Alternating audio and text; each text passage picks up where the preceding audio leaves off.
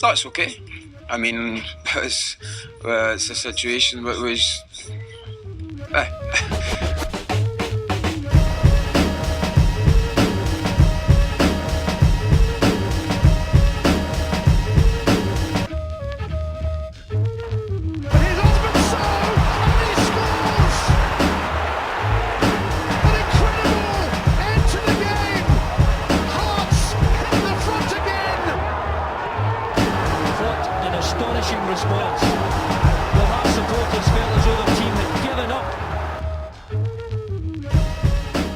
Ladies and gentlemen, welcome to We Have No Cares, a very mixed set of emotions here on the podcast today. The absolute delight that is the essence of football, an incredible, heart-stirring victory against our rivals, and also the loss of a man who typified exactly one of those victories. I'm joined by Robert Borthwick. Hello. And for the first time this season, we have a guest over the World Wide Web, cruising down the information superhighway. It's Mr. Craig Cairns. Hello, how you doing? Did you get my electronic mail earlier? Heard of it. I will ping you an ICQ. That's one for the kids. Fucking hell, mate. Okay. But yes, there is only one way to begin the podcast this week, and that is to pay tribute to Marius Žaliūkas, an absolute giant of a man, an incredible story at Hearts. I mean, if you just look at the raw numbers, 222 appearances for Hearts, by a distance the most by any non-Scottish player. I believe the next is Thomas Flogel and Gilles Rousset on 164. And became the captain, cup-winning captain, a vital player. Made the most appearances of any player in that cup-winning season with 47 across all competitions. But amazing that he reached those heights after his start to his Hearts career. Yeah, absolutely. I think that's always the biggest thing with Zaliukas, is looking at the arc and his story at Hearts from signing in the summer of 2006 after an interesting display in a friendly against Osasuna. Andres Zaliukas scored in that game as well, and he was signed, and we were kind of like, he scored. Fair enough. But that was the flippant nature of Lithuanians at Hearts at that time. It's like, which one are we going to get? Mm-hmm. Which one do we want? And we never referred to them by name because we're fucking stupid Scottish people. So he was number 26. That incredibly disrespectful title that he was given by Hearts fans to start with, because they just didn't like him. He was played in defensive midfield, wasn't his best position. Having said that, he actually did put in some good performances there. But as I said, the tide was turning on Lithuanians and Mr. Romanov's involvement at the club by this time, because this coincided with Presley leaving. A year before that, Burley had left, and there was a lot of disgruntlement. But Zaliukas came in at that time, and who could have seen him becoming this colossus, this legend? I mean, legend is the word. There's no other word to use for Marius Žaliūkas. A couple of people have been in touch with me saying cult hero. You know, is he a cult hero? Is he a hero? What is he? He's a legend. He's a legend. He is synonymous with the biggest derby win of all time. He's the captain. He lifted the trophy. He's a legend. I think you've touched on. Something interesting there, in that he didn't have the most complicated Lithuanian surname. But I think as soon as British people see a Z in the name, they're like, no, I'm not having any truck with that. It's not right. But Craig, I mean, it's very interesting. We do sometimes see players from beyond these shores become so enmeshed in the spirit of a club like Hearts, but Zaliukas really took to it.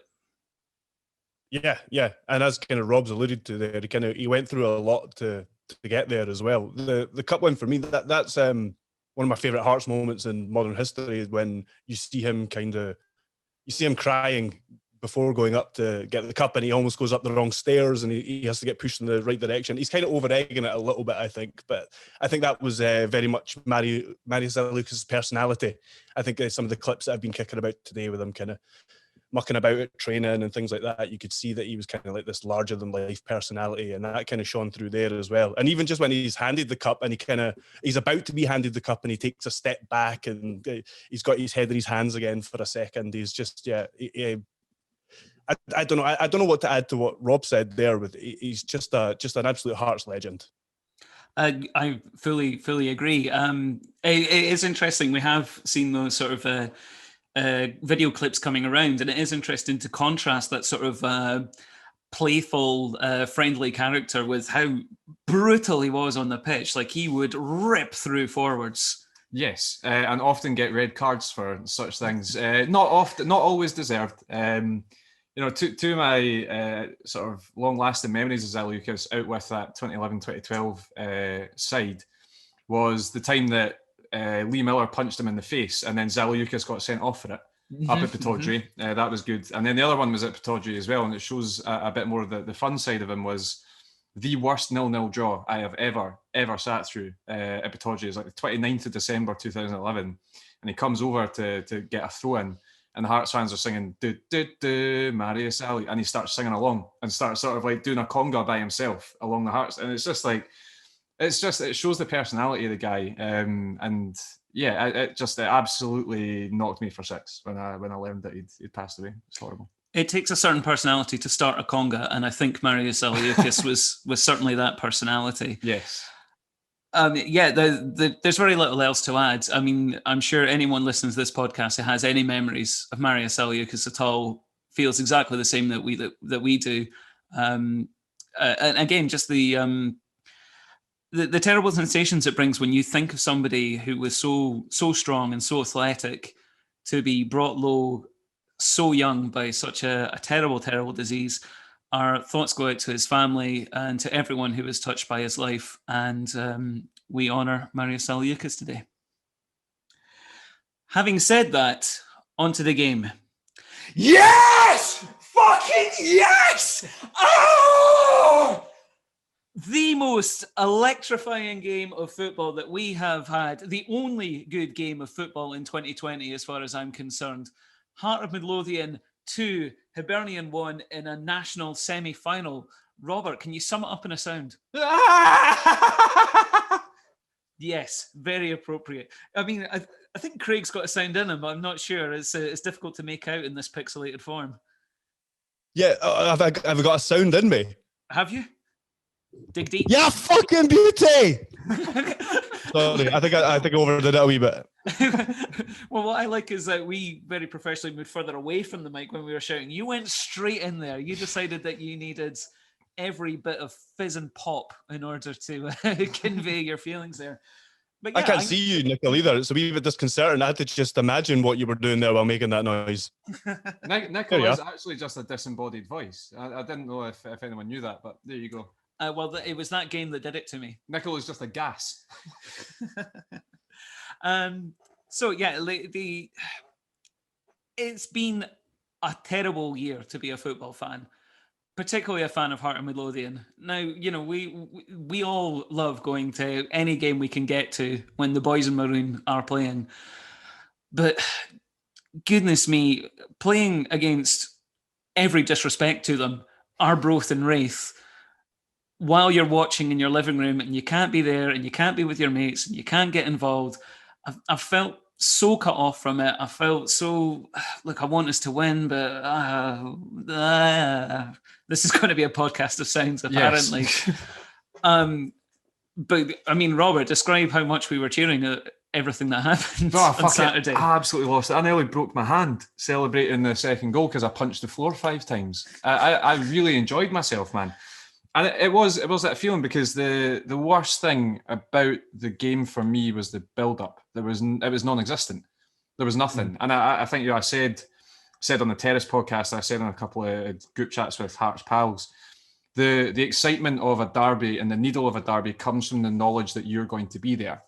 Or it comes from the knowledge that someone that you know will be there and can really relay on first-hand information. It comes from the knowledge that you're going to be watching a game that has an atmosphere that comes through on the television screen.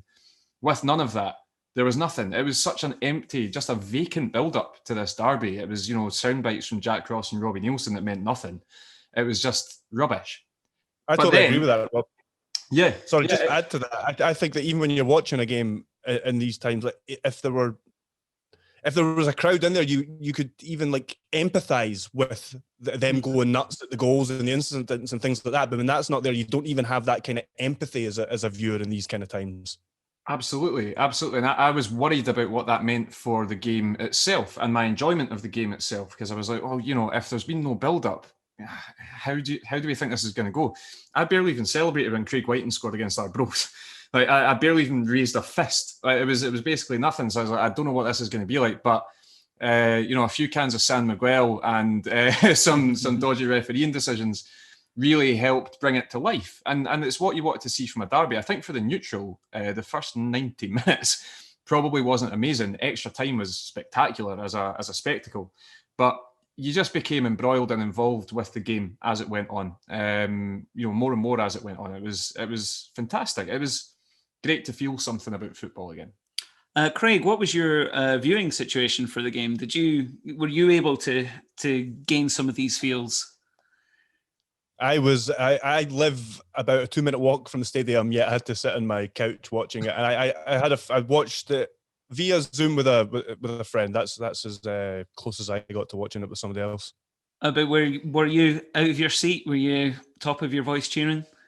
That's the second time I misunderstood what you're asking me. This is going well, isn't it? I was screaming. Yes, I was interrupting the conversation to shout things like, "What a fucking save!" and Craig fucking Whiten and things like that. Yeah, I was definitely celebrating these ones. I agree with Rob that I haven't really been that exercised much. Other than the quality of the goals in the Dundee game, I've not really felt compelled to kind of celebrate goals much, but that was definitely not the case on Saturday. Craig fucking Whiten, that is the nuanced wordsmithery that your career is renowned for. Right, but no, I'm taking you up and taking you down, but I do feel that before we get into the game, we should touch on the tragic loss that Kevin Nisbet suffered before this game that we have just found out about. For him to stand up and play in that game and take the penalty that he did, of course he missed, that's by the by, to just be present in that situation is quite incredible. Yeah. I found out about it later on Saturday evening, and just reading the tribute that Kevin Nisbet wrote or said himself to Hibs media today. It shows you what a mature young laddie he is, and how well he really did. I think he discussed it with his dad before he passed away, saying, regardless, you should play in this game, regardless of what happens. That's what I want you to do. And you can tell the performance that he put in, and having the courage and the confidence to take that penalty speaks absolute volumes about the boy. And it's just a horrific week for Edinburgh football. Sort of said it before we came on air. It's such a tight city, and although there's a massive rivalry between the teams and between the sets of fans, when things like this happen with Marius Žaliūkas, with Kevin Nisbet's dad, it brings the city together, and it shows you how close households and friendships are within the city. That it's an outpouring of grief, and rightly so, for just two real tragic things that have happened in the last week. It's horrible. And fair play to him for being involved in the first major incident of the game. His header bringing out an absolutely world-class save from Craig Gordon. What did you think of that, Mr. Cairns? We've signed 2006 Craig Gordon. How the hell did that happen? He's already pulled out 3 top-class saves this season. That was definitely the best one. And I don't think it's quite his best, but I think it will be among the conversation of his best saves, especially given the magnitude of it and how important it turned out to be in the end. Because if we concede in that, and they had a couple other chances as well, if we concede in that first half, it's quite an uphill battle for us, I think. You can tell how good Craig Gordon thought the save was, because he was pissing himself laughing after it, as if to say, how the fuck did I just do that? Well, he had every right to, because I think, Craig, you're picking up on something important there, because not only is Craig Gordon advancing in years, his terrible injury record meant that the athleticism and reactions that he pulled off to make that save are quite astonishing. I think with Gordon, his injury woes have been about, they're about 5 years in the past now, and it seems that he's really, with the help of actually Rangers and then Celtic sort of getting him back into football, because there was a real sort of threat of him maybe retiring at one stage just with the amount of injuries he's had. But in the last 5 years or so, he's basically got an unblemished record. He's had a couple of knocks and stuff, but yeah, he just seems to be, like Craig Cairns is saying, 2006 Craig Gordon has signed for Hearts. How handy. Yeah, but he's just way more handsome now. He's so dishy. How amazing is it that we've got the best goalkeeper in the competition, even though we started the competition with fucking Poppadom wrists and Lamal and I was going to call him Conan Doyle there. That's something completely different. Conan. The author. It certainly was a mystery how we ever got a game, eh? Hey, lads. Did you hear me? No. But yes, I mean, and as you were alluding to, saves from Craig Gordon continued to be on the agenda. One interesting save from Alex Gogic, and late on when we were seeing out the game, an absolutely outstanding one from Christian Deutsch. Robert, take your pick of which one you want to discuss. I'll take the Gogic one, thanks. I think that's a slightly underrated save. Billy Dodds on the BBC coverage mentioned that he'd got away with one there. I don't think that's necessarily true. When you see the speed at which the ball comes and the way it squirts off the surface right up at him, he gets his full body behind it. He doesn't really care about where it's going as long as it doesn't go in the back of the net. He doesn't try and hold on to it because that's a very stupid thing to do. He lies on the ground in case the ball goes under, and then obviously can put his arms up if it goes higher.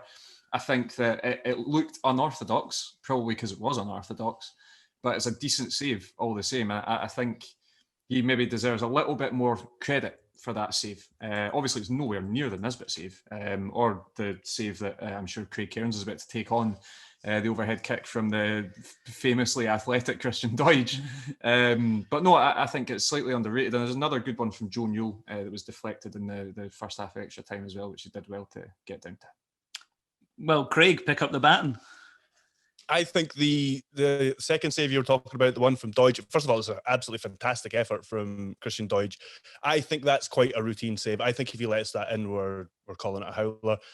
I will give him his due that it came, he saw it a little bit late, I think, because I think it goes past two players before he can kind of see it. But so it was a decent save, but it was nowhere near as good as the one in the first half.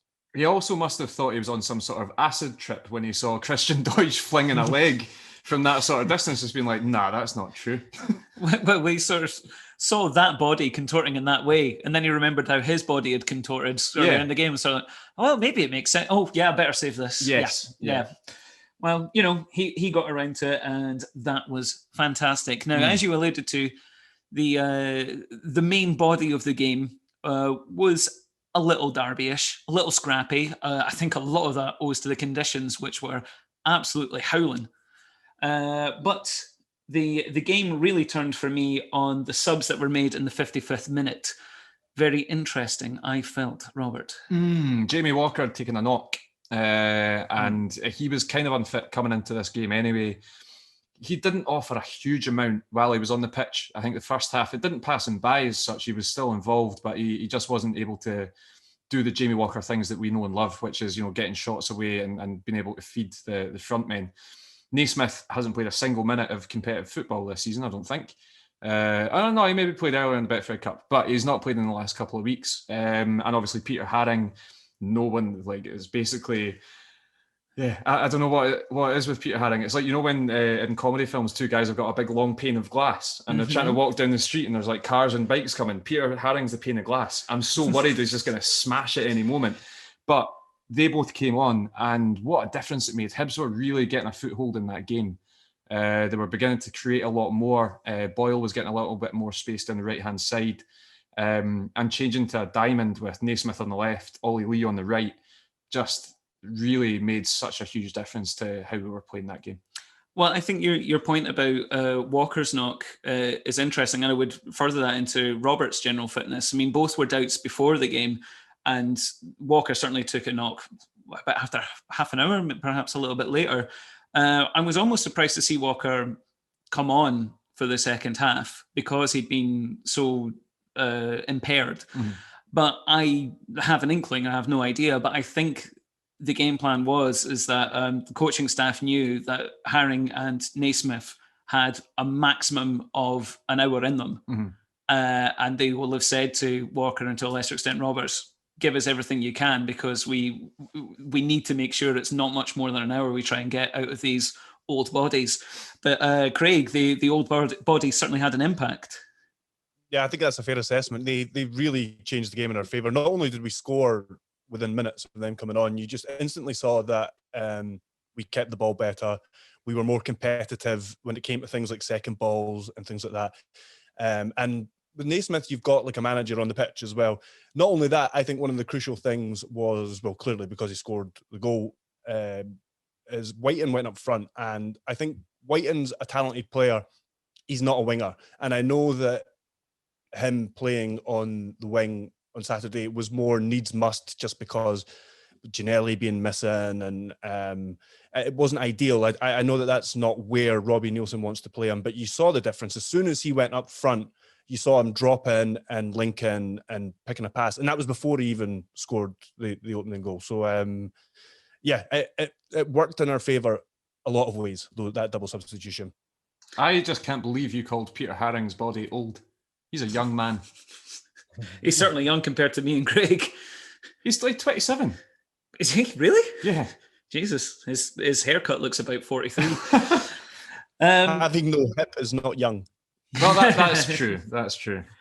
No, the interesting thing about the shape, you're right. I think it did maximise the team's abilities. And what was most interesting about it, we've kind of glossed over it so far, but up to this point in the game, I was feeling that Ollie Lee was Hearts' man of the match. Craig Gordon's spectacular interventions aside, this was the best Ollie Lee has been this season and possibly ever in a Hearts shirt. What do you think? I don't know about ever. I think the start of the 2018-19 season, when we were running away with things, Ollie Lee was fantastic at that time. He was chipping in with goals, getting loads of assists, and him and Haring had a real partnership going. I would describe this appearance as more promising, that maybe he can get back to that sort of level. He played well. I think in the first half he kept things kind of tidy. There was quite a few misplaced passes, not from him, I should add. In the midfield, Jordan Roberts was short quite a lot. Halliday was, and Lee was kind of the safe bet in the middle of the park for us, that we knew that he would probably keep the ball. Moving him to the right was just a masterstroke, the right of that diamond, because he almost immediately popped up with a fantastic assist, albeit he had like 90 yards of space to run into unopposed. So you can hope that he'd come up with a cross like that. But he has not been great this season. I was kind of hoping that he'd come back and be a new man, a new signing. But he was pretty poor against Arbroath. Wasn't that great against Dundee either. So yeah, to see him put in a performance like this against top flight opposition as well was incredibly promising. I would suggest that this right of midfield position is the best for Ollie Lee, because it means he doesn't have as many defensive duties to worry about. Certainly not the defensive duties that a player right in the middle of the park has to. And his right foot can absolutely provide crosses. And it leads me on to thinking that this generally might be the best 11 for Hearts, or at least the best formation for Hearts. We can slot in and out players as need be. But those deliveries and making sure we've got Whiten and Boyce up front. You were doing that during the game as well, man. It got really annoying. And now I can't blame it on Stout. Yeah. But yeah, like the two up top, the deliveries from Lee on the right hand side, it could be our best formation. But Craig, I think the issue with that is like, how often can we have those players that make that formation work reliably fit? Yeah, it depends on who's available and who's playing, because, yeah, I mean, if Ginelli's fit and available, you imagine he plays there. I mean, I kind of agree with what you're saying there. I've been a big fan of Ollie Lee's, and he's let me down so many times. So many times I keep saying he's got it in him and I quite like him. He went away on that loan spell and did well. He was good, as Rob said, at the start of that season before it all came crumbling down, and it's never quite got as good since. Yeah, he's got it. And I'm sure the last semi-final as well. He's not very good in the last semi-final at Hampden as well, the against Inverness. Did he not? He was. Maybe a half. Yeah, a half, because I think we were poor for 45 minutes of that game. But yeah, no, I've always been a fan of his, but I'm sure he'll go back to being crap against Inverness next or something like that, probably. I'd like to see a good, consistent run from him.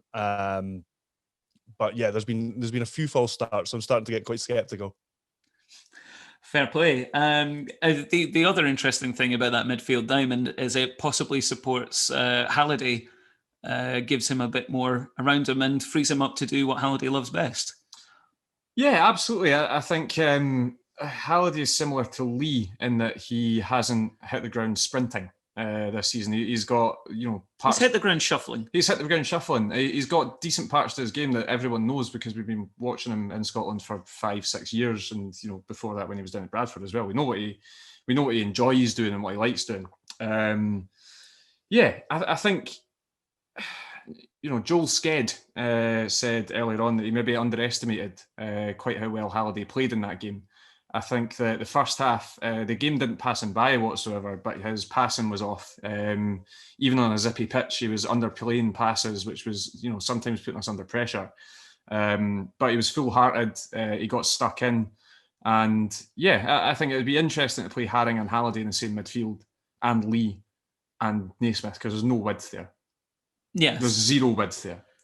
So I think that, I'm not 100% convinced. Maybe get Ginnelly in there or Roberts on one side and make it a bit more balanced. But Well, our playing such an narrow formation was facilitated by Boyle having a fairly off game, Doig having a fairly terrible game by his standards, and Jamie Murphy being absolutely dog shit. But it's horses for courses, and we'll see how it comes. But anyway, we're getting on to the really good stuff now, boys. This formation led to a wonderful goal from Ollie Lee in his new position and Craig Whiten in his new position. Talk us through it, Craig Cairns.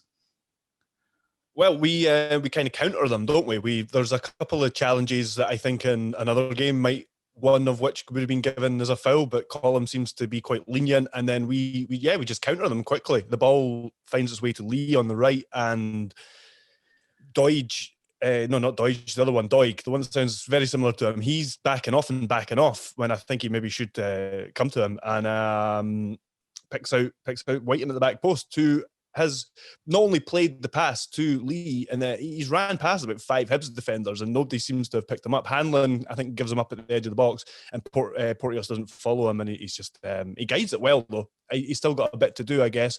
He did what Nesbitt didn't do in the first half, I suppose. I think you have to wonder where McGinn was when Whiten was quite so free with that cross came in. I think Porteous certainly was wondering where McGinn was.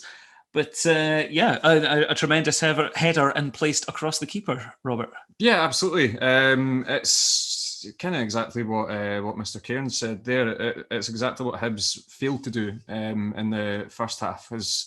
We got space down the same right-hand side. It was pretty much the exact same cross into the box. But watching it again, I think Hanlon is probably more at fault because Whiten just runs past him and Hanlon is then marking nobody.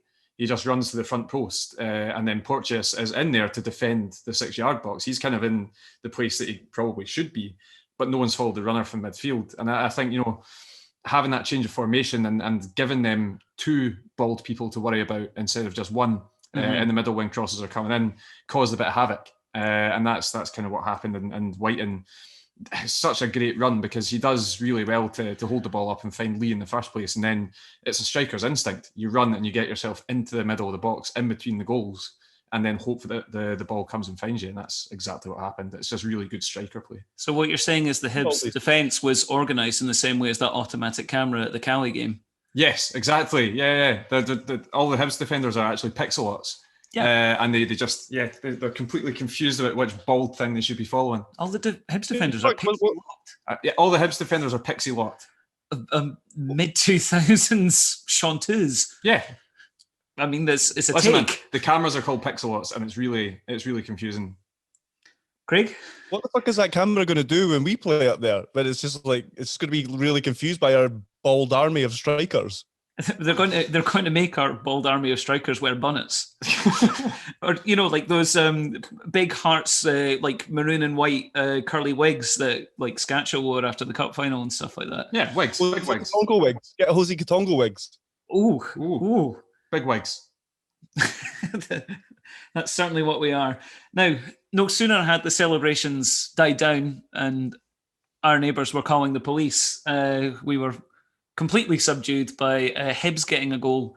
Christian Doig slipping a clever header into the net. Doig. Yeah, it's easy. Craig Cairns has thrown us off here. Offside. 3 of them offside.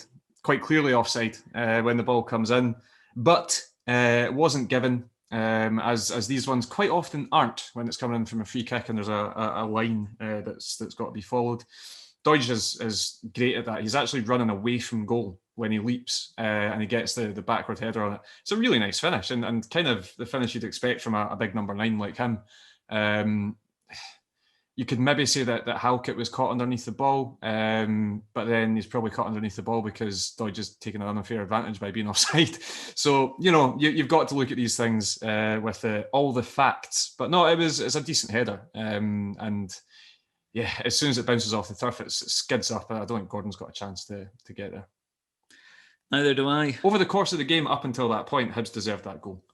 We did not deserve to be winning the game at that point, I think. I certainly think that's fair to say that Hibs had looked the better team because by and large they were the better team. But Hearts were scrapping it out and they took their chance and it took Hibs a while to take their chance. But then Hearts did not take their chance when Liam Boyce was put through on goal. Rob seems to have collapsed into an existential funk talking about that. So I think you're going to have to take us through that goal, Craig. Not goal. That miss, precisely. Yeah. Yeah, he's just not quite at it yet, is he, Liam Boyce? He's been expecting a bit more from him. I know he's scored a couple of goals from the spot, but there's no goals from open play yet, and he's had chances. And he's kind of snatching at things and not really connecting well with them. That one that he won the penalty for against Dundee, that was going miles wide, even that shot, and he's in a great position there. He's around the penalty spot when he's striking that one. So yeah, there's something not quite right with Boyce at the moment, and he's being shown up by Bald Whiting. Is this not, though, Craig, wouldn't you say, I mean, to ram a football cliche straight back down your gullet, is it not good that he's finding those positions? Wouldn't you worry if he wasn't there to miss them? Yeah, and I'd also be worried if he hadn't scored those 2 penalties as well, because it would be a complete barren spell, but at least he can still say to himself he's got 2 goals. So, I do agree with you there, yes. Fantastic. That's what I like to hear. It's a bad miss. He's caught in 2 minds. He doesn't know what he's doing. Is he going to lift it? Is he going to try and round the keeper? Is he going to try and meg the keeper? It's none of those things. It was very frustrating. Well, less frustrating was Hibs being denied any penalties. Yeah, that was a weird one right at the end of the 90. Kind of looks like Halkett does foul Doidge in the first instance. He's kind of got his arms around his back a little bit. They both fall over, which maybe helps Halkett's case. Bobby Madden is standing right the fuck there and doesn't see anything in it. And then Boyle does foul Halkett. He drags him back. So I don't think I think that was a right decision, but I think we maybe got away with one with the first one there. I think that was probably a penalty. When you look at the penalties that were given in this game, I would say that one was a penalty. It certainly was the kingdom of soft penalties because... well, does he go down easy, Joe Newell? He dives. He just dives. There's no contact whatsoever. He's expecting contact because Popescu looks like he's about to chuck a leg out. Popescu does really well, sees him at the corner of his eye and just goes down on his knees basically and puts his arms away. Does not touch him at all. Not single bit of contact. And then Newell throws himself to the ground, puts his arms up and asks for the penalty. So yeah, it's a complete and utter dive. But tell you what, fantastic dive. It's part of the game, so you have to appreciate it when it's done well. And he's done really well to dive there. From Willie Collum's angle, it looks like a penalty. From the angle of where the camera was, it looked like a penalty. Bobby Madden is obstructed by Stephen Kingsley, so he can't see it straight on. But the way that it was going, with Popescu looking like he was diving in, he probably thought, yes, that is a penalty. So yeah, it's a phenomenal dive. Fair play to him. Do you want to praise Hibs players cheating, Craig? I mean, I shouted at the time it was a penalty. I thought it was a penalty in first viewing as well. He sold me as well. That's what I mean. It's a great dive. It's a really good dive. Anyway, as far as diving goes, yeah, that was a very good one. I thought Popescu, it kind of summed up his game. I know he didn't do anything wrong in that tackle, but the way he got himself into that funk in the first place was poor, and he's definitely the weak link in our defence. He had a few moments where he could have done a bit better. He got caught where he took his booking in the first half. I think he got caught in possession around the centre circle and had to pull Nesbitt back. and he's not quite aggressive in the air enough. And I don't know. He's supposed to be better with the ball at his feet, but there was a few times where he was found wanting with that as well. So yeah, I think he certainly needs to improve. I think. I would counter any criticism of the Hearts' two centre halves by saying Doidge and Nisbet have arguably been the best strike partnership in Scotland this season, and they both looked fairly impotent. Doidge got his goal, fair enough, but I think playing them over 120 minutes, I think Halkett and Popescu, all things considered, did pretty well in that game. I think Popescu, he terrifies me. He absolutely terrifies me for things like the penalty. However, he did pull away from that. But I think generally speaking, like Halkett was strong. I thought Popescu was fine defensively. I think with the ball at his feet, yes, you're right, he was wayward. But yeah, I think both of them can come out of that game saying good job, well done, against what is two very good strikers for Hibs. Well, let's take that lavish praise for half of the Hearts back line and spread it to someone who you've been a huge supporter of, a big advocate in the season so far. The stunning English left back, Mr. Adrian White. Well, you see, so the AD White that I really dislike is a left back. Fair, yes. This is Aidan White, who's a left winger, who came on in that game. It's two different players. So he came on left wing as a wide midfielder. I like that guy. He's got some promise. I hope the left back's left. Right, you hope that we've rescinded his contract and given that money to Aidan White, the combative and forceful left-sided midfielder who won as a penalty. He honestly, in his performances so far this season, looks like a man possessed. He honestly. I mean, it would certainly explain that haircut. It would. The sheer hard running that he does, and the flying into challenges and generally just getting really angry. It's like, I didn't know you had it in you. Okay, and then for the penalty, it's kind of him and Naismith both make the exact same run, and then White cuts inside, recognises what's going on, gets to the ball ahead of Paul McGinn and falls over. Mm-hmm. Yeah. Not a dive, but certainly did his best to win that penalty. Craig, the only difference with this one is that there was some contact. Craig, would you now like to lambast a Hearts player for cheating? It wasn't. I don't know. I wouldn't call this one cheating. I think it's more. I think that one's more because there is a unwritten rule in football where you can feel the contact and go down, even if that is disproportionate. I mean, you see players' legs fall away from them when they get hit in the shoulder or whatever.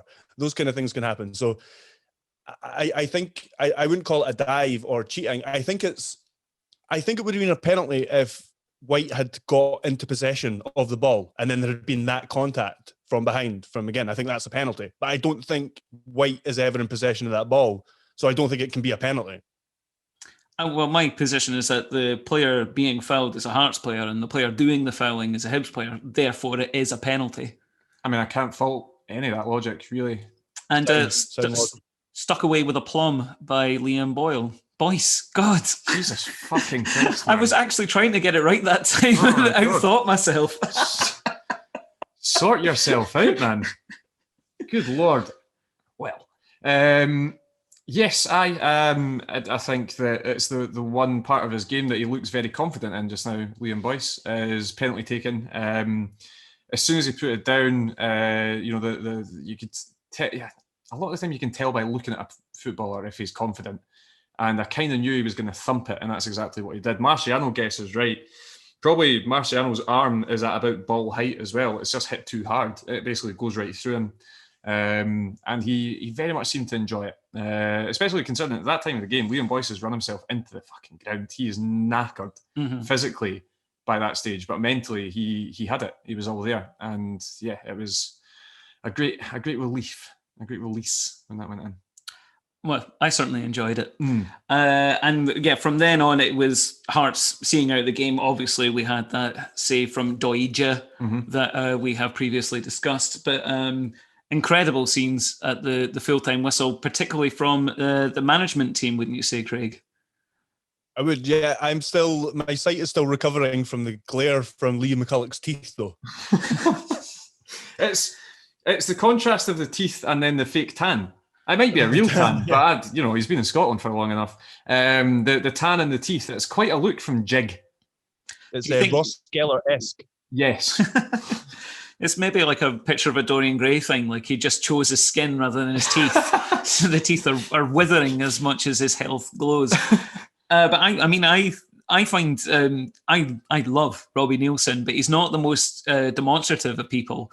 But this is the most animated I've seen him since the Öztürk goal in that particular derby. Robbie Nielsen this time around has a glint in his eye. He has a real swagger and attitude that he did not have the first time round, and that's been translated onto the pitch with the players as well.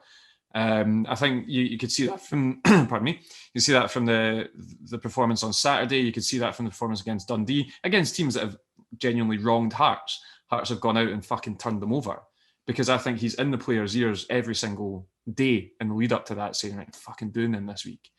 And he's got this attitude, as I say, that we saw it in the Öztürk game, but that was very much a one-off for that season.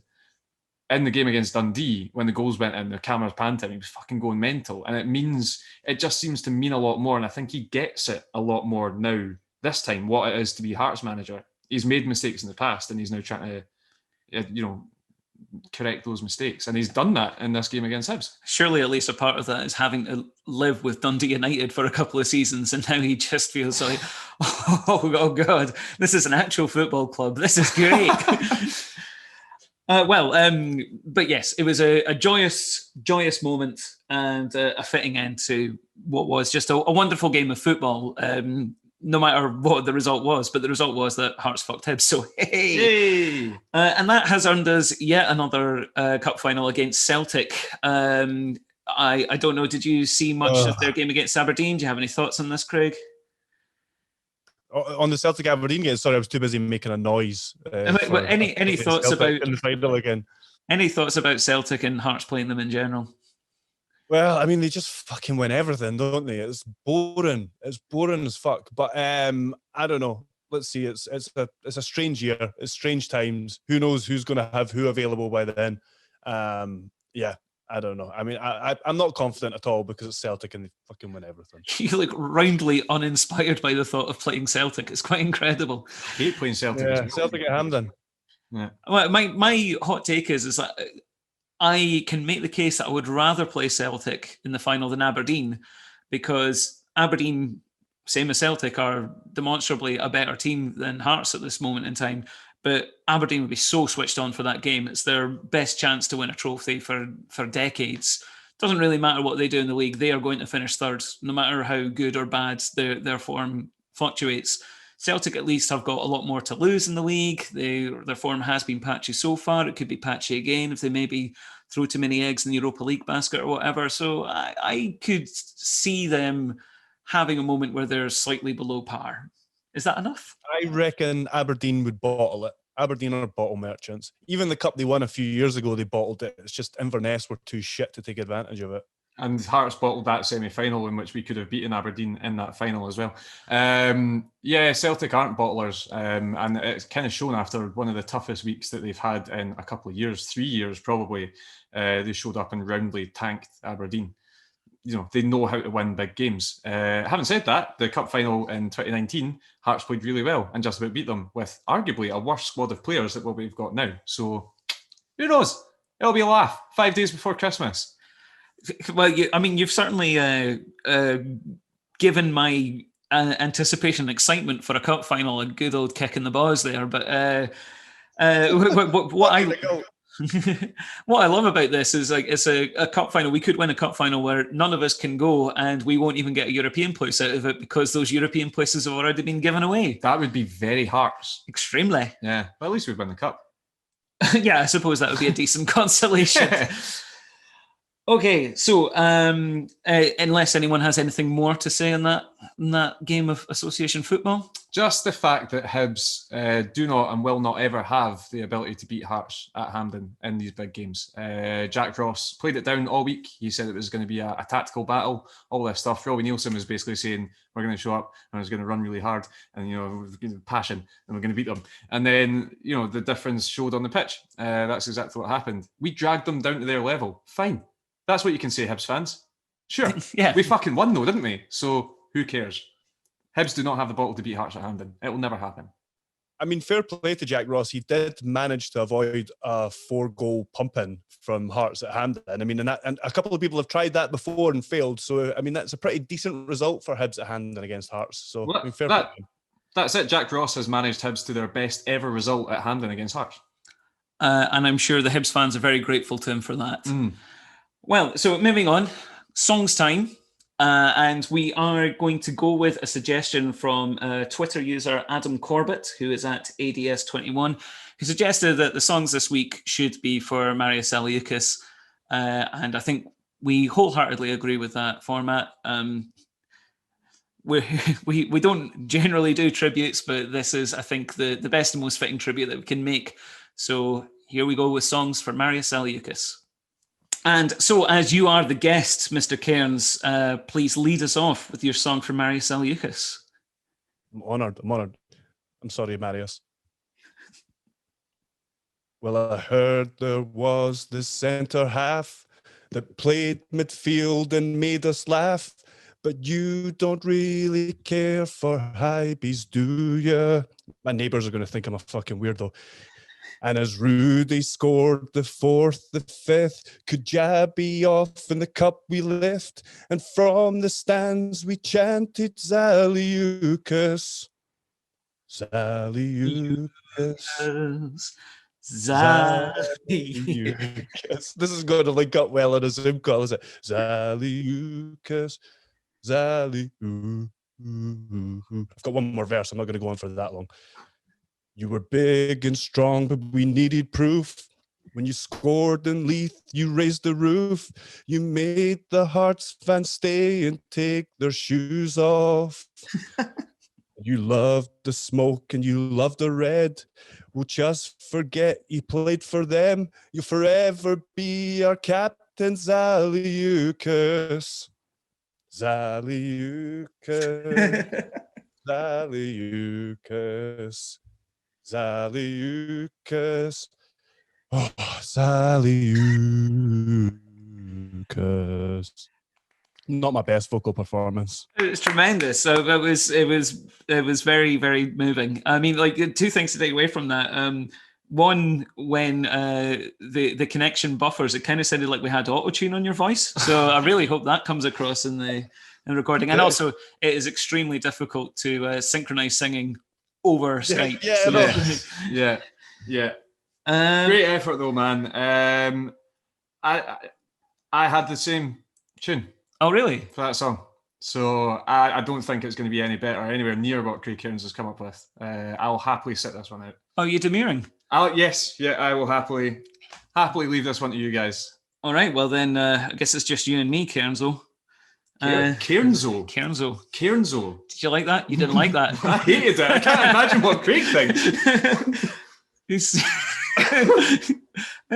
looks. Never heard it before. It's a new one. It's better than Cairnsy. It's not. No. Okay. Well, mine is less heartfelt. Let's put it that way. I thought we'd go. Well, our show is built on stupid songs, and I thought, let's do the stupidest song possible for a great man. Absolutely. So here we go.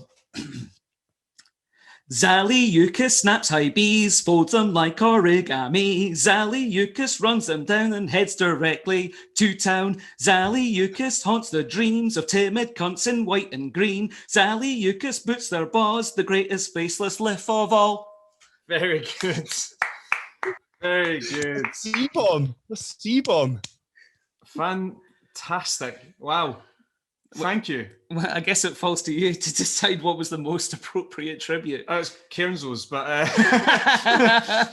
but I think, like, yeah, it's that sort of nonsense and daftness that really made us sort of love Marius Žaliūkas. He was a wonderfully daft man, and yeah, I think that's a fitting tribute to talking about cunts in white and green. I thought he would enjoy that most of all. Absolutely. Well, we are coming to the end of the podcast, but it's time for your favourite segment and mine. It's the Beef Report. Mm-hmm. And our next game is on Saturday against Inverness Caledonian Thistle. Mm-hmm. Robert, what's the beef? Scott Gardner. Oh, our former chief executive, was that his title? COO, Chief Operating Officer, is that what that means? Yes. Is it? Yeah. He's a big Q. Yeah. So he misplaced the seats for the newsstand when he was at Hearts. That was a misstep. He tied us up with a partnership with a warship, which I think has got to be one of the weirdest sponsorship things ever, because we were sponsoring the ship. I mean, you can see how we all reap the benefits of the Heart of Midlothian name being projected around the world. Bombing folk, yeah, it was not one that I particularly agreed with. So yeah, I mean, there's some beef there, certainly some beef to be found. Otherwise, with Inverness, there's John Robertson and Brad Mackay and but Scott Gardner's there, so yeah. That sounds like plenty of beef. Cairns, you got anything against the fair city of Inverness? Sean Welsh. Oh, his hair. Former Hibby, terrible hair. Former Hibby. I'm almost out of it. Are those one of the ones that are supposed to be on our side? Did they vote with us? I've lost track. They did vote with us, Craig, but we need to manufacture beef every week for this podcast. So Sean Welsh. Sean Welsh is fair enough. Former Hibby, a bit of a live wire on the park. Yeah, we can hate. Okay, we can slap some beef right in there. Absolutely. Fantastic. Okay. Craig Cairns, thanks for joining us. Thank you very much. Will you come back again? Yeah, please. Anytime. Tremendous. Do you have anything to plug or an online presence to promote? Listen to the Terrace podcast. Rob's familiar with that. Listen to that. I've heard of it, yeah. You can get me there. Doing a weekly show with Chris Iwalumo at the moment. Is that how you pronounce it, Craig? Is it? Yeah, got there eventually. Took me a month, but I got it right. No, I mean, if we're just punting terrace things, fine. That weekly show with Chris Iwalumo is fantastic. Really good listen. He is a very good signing for the Terrace podcast, I must say. Certainly more handsome than any of the cunts that have been on it so far. You're speaking of Craig Cairns, the housewife's favourite. Oh my God. I think there's a reason to use his picture and not mine to promote it. Robert, where can people find you? I'm at RF Borthwick and I'm on Instagram, Robert Borthwick. That's nothing to do with football there. It's just photos of me. Well, people can judge for themselves whether or not that's better or worse than Cairnso or Iwalumo. That's true. Where would people find you? They'd find me at Nickel Hay, but why the fuck would they want to? Oh, come on, man. Don't sell yourself short. Until next time, Steve Crawford. Steve Crawford. Ah, yes, indeed. It's fun time. Gute Flanke von Hemmel. Achtung, die Schotten im Strafraum, den 2:1 führen. Was für ein Weihnachtsgeschenk. Robbie Nilsson.